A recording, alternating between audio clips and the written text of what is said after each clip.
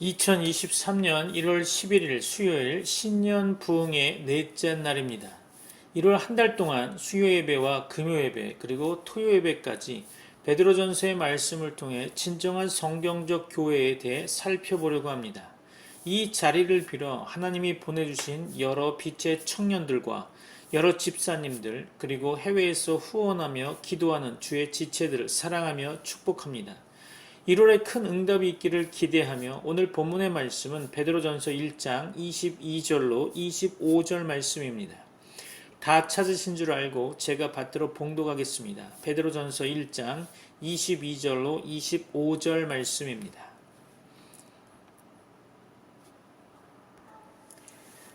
너희가 진리를 순종함으로 너희 영혼을 깨끗하게 하여 거짓이 없이 형제를 사랑하기에 이르렀으니 마음으로 뜨겁게 서로 사랑하라. 너희가 거듭난 것은 썩어질 씨로 된 것이 아니요 썩지 아니할 씨로 된 것이니 살아있고 항상 있는 하나님의 말씀으로 되었느니라. 그러므로 모든 육체는 풀과 같고 그 모든 영광은 풀의 꽃과 같으니 풀은 마르고 꽃은 떨어지되 오직 주의 말씀은 세세토록 있도다 하였으니 너희에게 전한 복음이 곧 이 말씀이니라. 아멘. 오늘도 저와 여러분이 하나님의 은혜 가운데 말씀을 깨닫는 시간 되기를 바랍니다. 어떻게 하면 신자가 세상을 이길 수 있을까요? 어떻게 하면 세상 속의 교회가 세상을 넉넉히 이길 수 있을까요? 세상 속의 교회라는 주제를 다루는 공동서신에서는 한결같이 그 비결을 말씀, 진리, 복음에서 그 답을 찾고 있습니다. 단순하지만 결정적인 해답인 거죠. 오늘날 돈이 근본이 되는 사회가 칭송하는 외형적 성장만을 추구하며 달려온 교회들은 그 넘쳐나는 역기능들 때문에 오히려 세상에게서조차 말 못할 비난들을 받고 있습니다. 그리고 이에 대한 해답으로 이제는 더 이상 세상의 패턴을 쫓는 대신 복음으로 돌아가야만 한다고 여기저기 말들 하죠. 말씀대로 살아가는 삶을 이루어내야 한다고 말들 하고 있습니다. 진리를 전하고 배워야 하겠죠. 이것 외에 세상을 이길 다른 방도가 없어 보입니다. 오늘 본문은 하나님의 말씀에 대해 이야기하고 있습니다. 21절까지의 베드로는 과연 어떠한 신앙이 세상의 거세고 강력한 홍수와 같은 물결을 거스를 수 있는지를 숨가쁘게 설명했습니다. 그것은 한마디로 소망의 삶이었죠. 신자의 믿음과 소망은 그를 부르신 하나님께만 있는 삶인 것입니다. 하지만 실제적으로 신자가 어떻게 이런 강력한 소망의 삶을 살 수 있을까요? 이러한 의문에 대해 베드로는 그 비결이 말씀에 있음을 알려주고 있죠. 특별히 썩어가고 더럽고 헛된 대로 휩쓸어 가려는 세상의 강력한 쓰나미 앞에서 신자를 거룩하게 하고 능력 있게 하고 영원하게 하는 것은 하나님의 말씀뿐임을 역설하고 있습니다. 실로 베드로 전서의 첫 단락인 1장 1절로 2장 10절의 중심부에 놓인 것이 바로 1장 22절로 2장 3절에 이르는 말씀에 관한 부분입니다. 그만큼 세상을 이기는 교회의 능력이 말씀에 있음을 강조하고 있죠. 이 단락의 전반부에 해당하는 22절로 25절의 말씀을 원문을 번역해서 읽어드리려고 합니다. 하나님의 말씀을 깨닫는 시간 되기를 원합니다. 진리를 순종함으로 여러분의 마음이 거룩해진 가운데 거짓 없이 형제를 사랑하기에 이르고 깨끗한 마음으로 서로 뜨겁게 사랑하십시오. 여러분이 거듭나게 된 것은 썩어지는 씨앗으로부터 된 것이 아니라 하나님의 썩지 않고 살아있고 항상 있는 말씀으로 말미암아 된 것입니다. 그러므로 모든 육체는 풀과 같고 그 모든 영광은 풀의 꽃과 같아서 풀은 마르고 꽃은 떨어지지만 주께서 하신 말씀은 영영이 거합니다. 이것이 또한 여러분에게 전해진 그 복음의 말씀입니다. 아멘. 22절은 사랑을 이야기하죠. 흥미롭게도 그 앞절인 21절에 믿음과 소망이 언급되어 있습니다. 믿음과 소망이 나왔으니 사랑이 나오는 순서가 마땅하죠. 사도 바울도 믿음과 소망과 사랑을 언급했지만 베드로가 이렇게 언급하는 것도 이상해 보이지는 않습니다. 그렇죠? 예컨대 마가가 바울도 도왔고 베드로도 도왔던 것뿐 아니라 베드로와 바울은 사도로서 이미 서로 잘 알고 친분이 있었음을 성경을 통해 우리는 알 수 있죠. 어쨌든 21절과 22절에서 연이어 믿음과 소망과 사랑이 언급된 것은 흥미롭습니다. 21절에서 언급된 믿음과 소망은 그리스도를 죽은 자 가운데서 부활시키신 하나님을 향한 것입니다. 그것은 교회가 들었던 기쁜 소식, 곧 그리스도의 죽으심과 부활 사건에 기초한 복음이죠. 따라서 22절의 진리를 순종함으로 여러분의 마음이 거룩해진 가운데 라는 말은 바로 예수 그리스도의 죽으심과 부활의 복음을 듣고 그 복음을 믿고 순종한 사실을 가리킨다고 할 수 있겠죠. 또한 그렇게 전해진 복음의 말씀을 믿어 하나님께 소망을 준 심령이 거룩해졌다는 뜻입니다. 그리고 그 진리의 말씀, 곧 그리스도의 죽으심과 부활의 복음이 그에게 준 것은 믿음과 소망뿐이 아닙니다. 거짓 없는 사랑도 솟아나게 하죠. 진리의 말씀이 그의 심령을 거룩하고 정결하게 만들어 거기서 거짓 없는 사랑이 흐르게 만든다는 것입니다. 참으로 놀라운 설명이 아닐 수 없죠. 평이한 말씀 같지만 자세히 보면 여기에 참된 교회를 세울 수 있는 비법이 숨어 있음을 알게 됩니다. 우리가 서로 사랑하는 공동체 그 안에 믿음의 형제 자매들이 서로 진실하게 하나님의 사랑으로 사랑하는 공동체를 만들려면 어떻게 해야 할까요? 이런 사랑으로 묶여있는 공동체는 분명 외부의 어떤 방해나 공격, 회방이나 핍박에도 흔들림 없이 그리스도 안에서 꾸준히 성장할 것입니다. 사랑의 결속력이 있기 때문이죠. 베드로는 그 비법을 확실히 전달하고 있습니다. 그것은 진리를 순종함으로 마음을 거룩하게 깨끗하게 하는 것입니다. 그러면 거기에서부터 거짓 없는 사랑이 솟아나게 되는 거죠. 방법은 진리의 말씀을 가르쳐서 그들의 심령을 깨끗하고 거룩하게 만드는 것입니다. 왜 이것이 사랑의 공동체를 세우는 비법이 될까요? 한 가지 묻고 싶은 것이 있습니다. 사랑은 어디서 오는 걸까요? 본문에 의하면 심령이 깨끗하면서 온다고 합니다. 무엇이 심령을 깨끗하게 할까요? 하나님의 말씀이 그 비법인 거죠. 사람의 생각, 마음, 영혼이 거룩하여지는 것은 오직 진리의 말씀을 순종함으로써 그렇게 됩니다. 말씀을 순종하지 않으면 영혼, 생각, 마음이 거룩해질 방법이 없죠. 반대로 말씀으로 심령이 거룩해지며 거기에서 거짓 없는 사랑이 나오게 되어 있습니다. 거꾸로 말하면 베드로는 거짓 사랑을 잘 알고 있는 셈인 거죠. 생각해 보십시오. 베드로 자신이 이 거짓 사랑을 잘 알고 있었습니다. 그는 예수님께 헌신과 사랑과 충성을 맹세했었죠.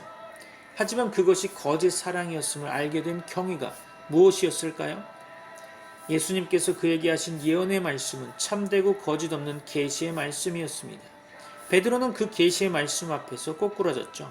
그리고 회개했습니다. 그리고 그 속에서 참된 사랑이 솟아났죠. 네가 나를 사랑하느냐? 예수님께서 물으셨을 때 베드로는 3번이나 확실히 대답할 수 있었습니다. 주님의 말씀이 이미 그의 심령을 깨끗하게 하셨기 때문이죠. 사람은 복음 진리의 말씀, 하나님의 말씀이 그의 심령을 꿰뚫고 지나가기 전까지는 자신이 누구인지조차 알지 못할 것입니다. 그가 아는 사랑이 어떤 사랑인지조차 전혀 알지 못하게 되는 거죠. 그런 사랑은 그리스도께서 받으실 수 없는 사랑입니다. 말씀이 먼저 그를 거룩하게 해야 합니다. 그의 죄와 어둠과 거짓을 낱낱이 골수를 쪼개듯이 밝게 비추어야 하는 거죠. 그 계시의 말씀에 빛 앞에 꼬꾸라져 오지 않으면 그는 하나님의 사랑으로 형제를 사랑할 수 없습니다. 요즘 교회들을 보면 아예 말씀을 가르치려 들지 않은 것 같습니다. 교제가 중심이 되어버렸죠. 친교하고 교제하게 해서 인간적인 끈을 만들어 놓으면 그들이 교회에 붙어 있을 것이라고 생각하는 것 같습니다. 서로 그렇게 붙어 있더라도 그 모임은 기필코 더러워지게 되어 있습니다. 그 안에 말씀이 없고 말씀에 순종함이 없고 그러므로 심령이 깨끗함으로 사랑하지 못하기 때문에 영적으로 그 모임은 더러워지게 되는 것이죠. 그러므로 교회의 사랑이 풍성하게 되려면 말씀을 충실히 가르치고 부지런히 그 말씀으로 그들의 심령을 거룩하게 하고 깨끗하게 하는 일을 해야 할 것입니다. 오늘 본문에서 주요 동사는 서로 뜨겁게 사랑하십시오입니다. 아가페 사랑으로, 다시 말해서 하나님의 사랑으로 사랑하라는 것이죠. 뜨겁게 사랑하라는 것입니다. 뜨겁게라는 말은 원래 아가페 사랑의 본질적인 특징입니다. 뜨겁지 않은 아가페 사랑은 없다는 거죠. 하나님의 긍휼은 언제나 불붙듯이 뜨겁습니다. 그것은 원래부터 뜨거운 긍휼인 거죠. 성도들의 심령 안에는 그리스도의 영 곧 주께서 거하십니다. 믿습니까? 아멘이시죠? 그분은 사랑이십니다. 그분은 뜨거운 긍휼이십니다. 여러분이 가진 사랑으로 사랑하는 것이 아닙니다. 하나님의 사랑으로 사랑할 때 거짓이 없는 거죠. 하나님의 사랑으로 사랑할 때 거기에 은혜와 치유와 회복의 참된 역사가 일어나는 것입니다. 저와 여러분이 그 뜨거움을 만들어내는 것이 아닙니다. 하나님의 그 뜨거운 용암 같은 긍휼을 우리를 통해 흘려보내는 것입니다. 성도의 심령에는 죽은 자를 살리신 하나님의 그 많으신 긍휼이 이미 가득 차 있습니다. 믿습니까? 이제 그것을 형제사랑, 이웃사랑으로 흘러가게 해야 하는 거죠. 막힌 곳을 뚫어야 합니다. 그것이 진리의 말씀 사역인 거죠. 그저 신실하게 하나님의 진리의 말씀, 순결하고 진실한 말씀을 우리는 전해야 하는 것입니다. 그런 말씀을 꾸준히 배우고 순종하고 행해야 할 것입니다. 그러면 뜨거운 하나님 사랑의 사람이 되는 거죠. 뜨거운 하나님 사랑으로 사랑하는 공동체가 되는 것입니다. 재정으로 하는 것도 아닙니다. 최신 유행하는 복음성가나 유행처럼 뜨거워지는 교회 성장 프로그램이 하는 것도 아닙니다. 오직 거룩한 진리의 말씀으로 하는 것입니다. 왜 그럴까요? 말씀은 우리 속에서 거짓을 제거하기 때문이죠. 말씀으로 거룩해지지 않은 사랑은 더러운 사랑일 수밖에 없습니다. 썩어가는 것과 더러운 것과 헛된 세상과 자아의 동기로 나오는 사랑일 수밖에 없죠. 말씀으로 거룩해진 거짓 없는 사랑은 요란하지 않아도 울림이 큽니다. 그런 깨끗한 사랑은 드러나는 것이 적다 해도 깊이 있고 따뜻합니다. 말을 많이 하고 주는 것이 많아도 그 사랑이 진실하지 못하고 깨끗하지 못하며 그 심령에 붙어있는 더러운 찌꺼기들, 예컨대 교만, 우월감, 허영, 부주의함, 형식주의, 숨겨진 이기심, 조종하고 이용하려는 생각 등이 포함되어 있다면 그것은 전혀 사랑에 이르지 못할 것입니다. 그러므로 형제 사랑을 외치기 전에 또한 하나님의 사랑을 부르짖기 전에 주님의 거룩한 말씀 속에 여러분의 심령을 세탁하십시오. 더러움이 모두 떨어져 나갈 때까지 비비고 빨고 두드리고 떨어서 순백색의 색깔이 나올 때까지 여러분의 심령과 삶을 세탁해야 합니다. 그리고 그분의 태양같이 밝고 뜨거운 말씀의 온기 속에 여러분의 심령을 오래도록 널어두십시오. 햇빛에 말리듯이 널어두어야 되지 않겠습니까? 거기서 교회의 참된 사랑, 뜨거운 하나님의 긍휼이 솟아날 것입니다. 그렇다면 왜 말씀은 거짓 없는 사랑을 만들어낼까요? 말씀이 무엇이기에 그런 놀라운 기능을 할 수 있는 것일까요? 이제 베드로는 이 말씀, 곧 복음, 진리에 집중하고 있죠. 진리란 참된 것입니다. 세상은 거짓되죠. 그래서 진리가 세상을 이기는 것입니다. 믿어집니까? 말씀은 영원하고 세상은 시들고 지나가죠. 그래서 말씀을 가진 자가 세상을 이기는 것입니다. 이것은 공동서신이 한결같이 전달하는 메시지입니다. 복음은 이미 그리스도께서 죽음을 이기시고 세상을 이기시고 하늘에 오르셨다고 선포하고 있죠. 이 복음을 가진 교회가 죽음을 이기고 세상을 이기고 하늘에 오를 것입니다. 오늘날 교회들은 성령 충만을 부르짖지만 말씀에서 떠나가고 있습니다. 봄, 가을로 성령 집회를 열지만 세속적인 복을 주려고 하지 정작 세상에 썩어지고 더럽고 헛된 것에서 벗어나게 하는 회개와 거룩함에 이르게 하지 못하고 있습니다. 성령운동을 세속적인 욕심과 결탁하게 만든 순수하지 못한 복음 때문에 교회가 점점 더러워지고 있는 것이겠죠. 말씀 안에는 불이 있습니다. 말씀 자체가 생명입니다. 하나님의 말씀은 거룩하고 영원합니다. 22절로 25절에 기록된 말씀에 대한 베드로의 설명은 사실 베드로가 전하는 교회의 본질과 목적에 있어서 핵심적인 자리를 차지한다고 볼 수 있죠. 교회가 교회되려면 하나님의 말씀이 있어야 하는 거죠. 하나님의 말씀이 교회를 만드는 것입니다. 베드로는 공동서신의 논조를 따라 바로 이 하나님의 말씀이 교회로 하여금 세상을 이기게 하는 능력임을 선포하고 있습니다. 먼저 23절에 보면 너희가 거듭난 것은 썩어질 씨로 된 것이 아니요 썩지 아니할 씨로 된 것이니 살아있고 항상 있는 하나님의 말씀으로 되었느니라. 아멘. 23절은 성도의 거듭남과 말씀을 연관짓고 있죠.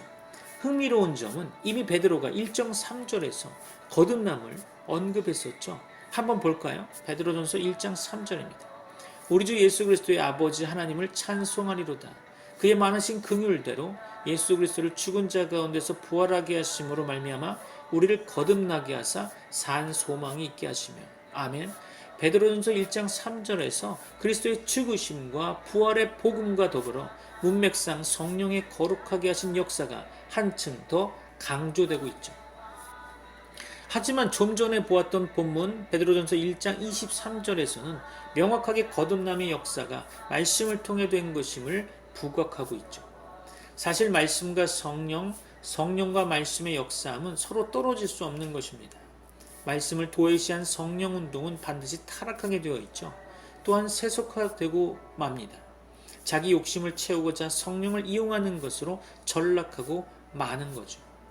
반면 성령의 역사를 사모하지 않으면서 말씀만 강조하는 것도 어리석은 것입니다. 그것은 마른 막대기로 성도들의 머리를 때리며 교훈하는 것과 같은 거죠. 마른 막대기가 무슨 생명의 아름다운 열매를 맺겠습니까? 이런 태도는 성령도 말씀도 잘못 이해하는 것입니다. 성령께서는 말씀과 더불어 역사하십니다.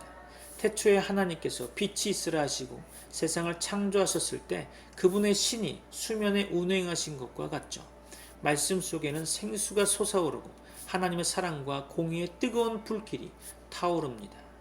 말씀을 받았는데 성령으로 충만해지지 않을 수 없고 성령으로 충만해졌는데 그것은 하나님 자신의 뜻, 곧 그분의 말씀을 깨닫고 순복하는 대로 나아가게 합니다.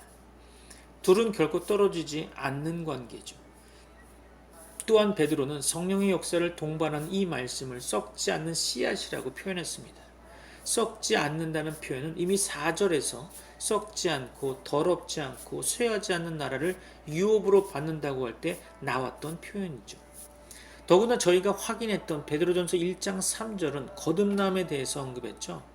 이렇게 보면 지금 23절은 신자가 죽음을 이기신 그리스도의 부활 생명으로 거듭나서 썩지 않고 더럽지 않고 쇠하지 않는 나라를 유업으로 받은 사실을 다시 말씀을 통해 새롭게 설명하고 있는 셈입니다.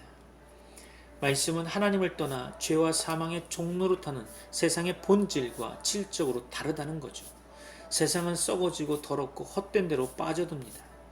그 안에 있는 하나님의 모든 좋은 선물들도 이 부패하고 더럽고 헛된 죽음의 지배 아래서 함께 썩어지고 더러워지고 헛된 일에 봉사하게 되는 거죠. 사랑이 그렇고 정의가 그렇고 음식이 그렇고 자연이 그러한 거죠. 그러나 말씀은 그렇지 않습니다. 그 본질이 세상과 다르다는 거죠. 그래서 말씀이 있으면 세상을 이기는 것입니다. 말씀은 썩지 않고 살아있고 영영이 설 것입니다. 정확히 세상의 특징과 반대되는 거죠. 말씀은 교회가 장차 유업으로 받을 그 썩지 않고 더럽지 않고 쇠하지 않는 나라의 특징을 정확하게 담고 있습니다. 그러므로 말씀이 핵심인 거죠. 말씀이 거듭나게 하며 썩지 않는 하늘의 유업을 소유하게 하고 그 속에 소망이 불붙듯이 샘솟듯이 살아나게 합니다. 그 모든 역할을 하나님의 말씀이 하시는 거죠. 복음이 다시 말해서 진리의 말씀이 하는 것입니다. 하나님의 말씀을 주면 거듭납니다. 말씀을 주면 썩지 않고 더럽지 않고 쇠하지 않는 유업을 바라고 사모하는 사람이 되는 거죠. 말씀을 주면 살아있는 소망이 생기게 됩니다. 말씀이 비결인 거죠. 여러분은 얼마나 말씀을 사모하고 있습니까? 얼마나 살피고 찾고 배우고 그대로 살려고 애쓰십니까? 그렇게 하지 않으면서 썩어지는 세상, 더러운 세상, 헛된 세상을 이길 생각을 하는 건가요? 그렇게 하지 않으면서 가슴이 후련하고 심령이 물된 동산처럼 만족스럽고 풍요해질 것이라고 생각하는 건가요? 그럴 수 없습니다. 여러분이 그렇게 될 비법을 버렸기 때문이죠. 오늘날의 교회는 말씀을 버렸습니다. 설교단은 목회자의 사적인 정견 발표 시간이 되어버렸죠. 행복한 인생을 위한 자기개발 철학을 파는 가판대 같은 자리가 되어버렸습니다. 안 그렇습니까? 주님, 우리를 불쌍히 여기소서. 정말 애타게 기도하게 됩니다. 목회자는 강단에 설 때마다 하늘에서 벼락이 떨어질 것 같은 두려움으로 서야 합니다. 하나님께서 그 아들의 피로 값주고 사신 양들을 먹이는 순간이라는 것을 늘 생각해야 합니다. 하나님의 것이 아니라 자신의 것으로 먹이는 거짓 목회자들에게 화가 있을 것입니다. 예수 그리스도의 몸에는 예수 그리스도의 피와 살을 장착해야 합니다. 그것이 설교인 거죠. 곧 그분의 말씀을 주는 것이 설교가 되어야 하는 것입니다. 그렇게 하지 않고 세상을 이길 수 있는 교회는 없습니다. 교회는 구조적으로 그렇게 만들어져 있지 않기 때문이죠. 말씀과 진리 그리고 복음이 이를 듣고 행하는 사람으로 하여금 거짓 없는 뜨거운 사랑을 할 수 있게 만드는 이유는 말씀 자체가 깨끗하기 때문입니다. 아울러 말씀 자체가 거룩하기 때문인 거죠. 또한 말씀 자체가 썩어지고 더럽고 헛된 세상에 속해 있지 않기 때문일 것입니다. 그래서 하나님의 말씀인 거죠. 하나님께 속해 있고 하나님께로부터 나오는 말씀인 거죠. 말씀은 세상에 속해 있지 않고 세상으로부터 나온 교훈도 아니며 세상살이를 위한 철학도 아닙니다. 말씀은 하나님께 속해 있고 하나님께로부터 나오고 하나님의 영광을 위하여 주어지는 것입니다. 말씀을 간절히 사모하십시오. 말씀이 세상을 이기게 되어 있습니다. 하나님은 그분의 택하신 백성을 버리지 않으십니다. 그분의 약속은 신실하셔서 반드시 이루십니다. 그것이 약속의 땅에서 쫓겨나 타국에 흩어져 있는 당시 하나님의 백성의 유일한 희망이었죠. 그리고 이사야 선지자는 먼 미래의 위로의 대회복의 때 하나님의 긍휼이 부어지는 그날을 바라보고 노래했습니다. 그것이 이사야 40장이죠. 오늘 우리가 잠깐 볼 말씀은 이사야 40장 1절로 2절입니다. 한번 읽어볼까요? 너희의 하나님이 이르시되 너희는 위로하라. 내 백성을 위로하라. 너희는 예루살렘의 마음에 닿도록 말하며 그곳에게 외치라. 그 노역의 때가 끝났고 그 죄악이 사함을 받았느니라. 그의 모든 죄로 말미암아 여호와의 손에서 벌을 배나 받았느니라 할지니라 하시니라. 아멘. 그리고 이사야는 그날에 광야에 외치는 자의 소리가 있어 이렇게 외칠 것이라고 예언했죠. 이사야 40장 3절입니다. 외치는 자의 소리여 이르되 너희는 광야에서 여호와의 길을 예비하라. 사막에서 우리 하나님의 대로를 평탄하게 하라. 아멘. 성경을 읽는 독자들은 이사야의 이 예언이 이미 세례 요한에게서 이루어졌음을 이해했을 것입니다. 세례 요한은 이사야의 예언이 성취되었음을 알렸죠. 그는 주의 길을 예비했고 예비한 주님께서 오셨습니다. 드디어 이사야가 바라보았던 그 종말에 여호와의 영광이 드러나는 것입니다. 베드로의 문맥도 동일하게 구성되어 있죠. 그래서 베드로가 이사야 40장 6절로 8절을 인용하면서 그 썩지 않고 살았고 영영이 거하는 말씀이라 할 때 그 말씀은 1차적으로 예수 그리스도의 죽으심과 부활, 그로 인해 거룩함을 입은 거듭난 하나님의 새로운 백성, 그 교회를 탄생시킨 복음을 가리킨다고 보는 거죠. 23절에서 하나님의 말씀이라는 표현이 주로 복음을 지칭한다는 것은 신약에 고루고루 퍼져 있습니다. 이사야가 붙들었던 그 영영이 서는 말씀은 이제 그리스도 예수 안에서 성취된 하나님의 약속, 곧 이제 전해진 그 복음을 의미하는 거죠. 아수르도 바벨론도 한때 세계를 제패하며 위용을 자랑했죠. 하나님의 백성을 심판하는 도구로 사용될 만큼 강력했었습니다. 하지만 그 제국들은 지금 다 어디로 갔겠습니까? 지금은 하나님의 언약은 변함없이 신실해서 그들이 보고 들은 대로 온 세상에 예수 그리스도의 복음으로 퍼져나가고 있습니다. 정말 그 강력한 나라들은 풀이나 풀의 꽃의 영광처럼 하루아침에 사라져버렸죠. 그렇다면 로마는 어땠을까요? 지금 로마의 주변에 흩어져서 여행자처럼 잠시 거주하는 외국인처럼 위축되어 살아가는 교회는 어떻게 될까요? 그들을 둘러싸고 그들을 적대하고 위협하며 따돌리는 이 로마 제국과 그 권력과 그 영광은 어떻게 될까요? 풀과 그 풀의 꽃의 영광처럼 하루아침에 사라지지 않을까요? 그러면 무엇을 우리는 붙들어야 할까요? 정확히 정답은 확실하지 않습니까? 복음 곧 하나님의 살아있는 말씀을 붙들어야 하지 않을까요? 이런 메시지는 오늘날 세상에 잔뜩 취한 교회들에게도 절실할 것입니다. 송곳처럼 예리하고 정확하며 골수를 쪼갤 만큼 날카로운 것이 바로 하나님의 말씀인 거죠. 교회가 세상을 부러워할 것이 무엇에 있습니까? 세상처럼 되고 싶어 안달이 난 교회는 과연 진정한 교회라 볼 수 있을까요? 어떻게 썩지 않고 살아있으며 영영이 거하는 말씀으로 거듭난 교회가 풀의 꽃처럼 사라질 세상의 영광을 왜 붙잡으려 할까요? 대단히 어리석지 않습니까? 바벨론은 망했지만 하나님의 약속은 그대로 이루어져서 그들 교회를 태어나게 했습니다. 그런 교회가 어찌 다시 세상을 붙잡고 세상의 영광을 따라갈 수 있을까요? 이것이 베드로가 말하는 역설입니다. 한 가지 더 놀라운 사실이 있죠. 베드로는 성도들이 교회가 거듭난 것이 썩지 않는 씨앗으로 되었다고 23절에서 언급하고 있습니다. 23절 다시 볼까요? 너희가 거듭난 것은 썩어질 씨로 된 것이 아니요 썩지 아니할 씨로 된 것이니 살아있고 항상 있는 하나님의 말씀으로 되었느니라. 아멘. 이번에는 씨앗에 초점을 맞춰 보려고 합니다. 신자는 복음의 말씀, 진리의 말씀, 하나님의 살아있고 영영이 거하는 말씀으로 거듭나야 합니다. 즉 그 속의 말씀으로 임함과 같은 썩지 않는 하나님의 생명, 부활 생명을 받아 누려야 하는 거죠.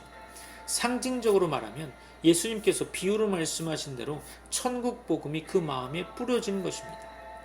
야고보서식으로 말한다면 하나님께서 진리의 말씀으로 그들을 낳으신 것이고 그 말씀이 그 심령에 심긴 거죠. 신자의 본질이 그들의 심령에 심긴 하나님의 말씀에 있다는 이해는 공동서신, 특히 세상 속에 놓인 교회의 본질을 이해하는 데 결정적일 것입니다. 그래서 지금 베드로는 교회를 정의하면서 그들을 디아스포라라고 부르죠. 그 의미는 흩어진 자들이란 뜻입니다.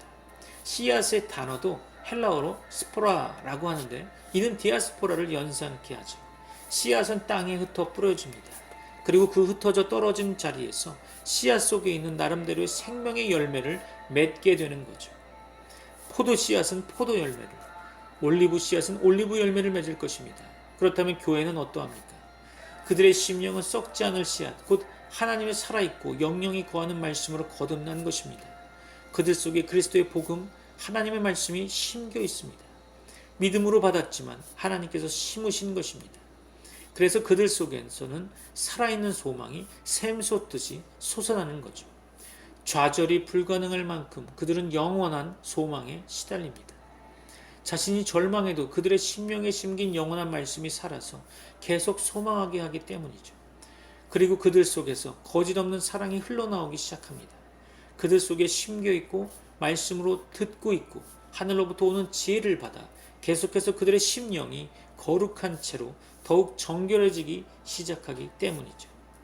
더 중요한 것은 그렇게 살아있는 말씀이 심겨있는 성도들과 교회가 세상 속에 흩어져 있다는 사실입니다. 마치 디아스포라처럼, 마치 말씀처럼 땅에 흩어 뿌려져 있는 거죠. 이것은 교회가 흩어져 거하는 곳, 잠시 머무는 곳에 그 썩어가고 더럽고 허망한 세상 한복판에 썩지 않고 거룩하며 살아있는 말씀의 사람들이 섬겨 있는 것과 같지 않습니까? 이것이 교회가 디아스포라 곧 흩어진 교회로의 의미를 부여받게 되는 거죠. 그들은 세상 속에 흩어 떨어져 있지만 결단코 이 세상의 생명을 갖고 있지 않습니다. 그들 속에 거하는 것은 말씀의 거룩한 생명이죠. 땅이 그 땅에 떨어진 씨앗과 같지 않은 사실을 생각해 보십시오. 씨앗은 땅이 아닙니다. 땅에는 잡초들이 나겠지만 하나님께서 말씀으로 심으신 사람들 속에는 하나님 나라의 열매가 달리게 되어 있죠. 열국들 가운데 하나님께서 심으신 새 생명의 나무들이 자라는 것입니다. 천국은 그렇게 세상에 흩어진 교회들을 통해 이 땅에 더욱 임하게 되는 거죠. 그렇다면 정말 교회는 세상일 수 없는 것입니다. 씨앗은 흙이 아니듯이 또한 토양이 그 토양에 심긴 씨앗이 될 수 없듯이 교회는 세상이 될 수 없는 것입니다. 존재와 생명이 다르기 때문이죠. 마찬가지로 그 땅에 생명의 씨앗들이 떨어져 있지 않다면 그것은 사람들이 거할 수 없는 황무지가 되고 말 것입니다. 무엇이 세상을 에덴 동산과 같이 물된 동산처럼 중요한 것으로 바꿀 수 있을까요? 무엇이 사막을 변하여 푸른 동산이 되게 할까요? 무엇이 세상을 바꾸어 하나님의 풍성한 생명의 나라로 바꿀 수 있겠습니까? 하나님은 그런 목적으로 그분의 말씀으로 교회를 거듭나게 하시고 온 세상에 흩어 뿌리신 것입니다. 이 세상에 있는 교회여, 그대는 무슨 열매를 맺고 있습니까? 어떤 생명을 원하고 있습니까? 어떤 생명으로 살고자 합니까? 여러분 속에 심긴 말씀의 생명이 이미 풍성하게 살아있음을 알지 못하고 있습니까? 교회가 세상을 부러워하는 것처럼 어리석은 일이 또 있을까요? 교회는 세상을 이기고 세상을 치유하고 세상을 회복할 생명의 능력을 이미 받았고 자기 안에 가지고 있는 존재입니다. 그것이 썩지 않고 살아있어 영영이 거하는 하나님의 말씀인 거죠. 주님의 사랑하는 교회여, 부지런히 말씀으로 돌아갈지어다. 여러분에게 하나님의 은혜와 복이 가득 넘치기를 축원합니다. 기도하겠습니다.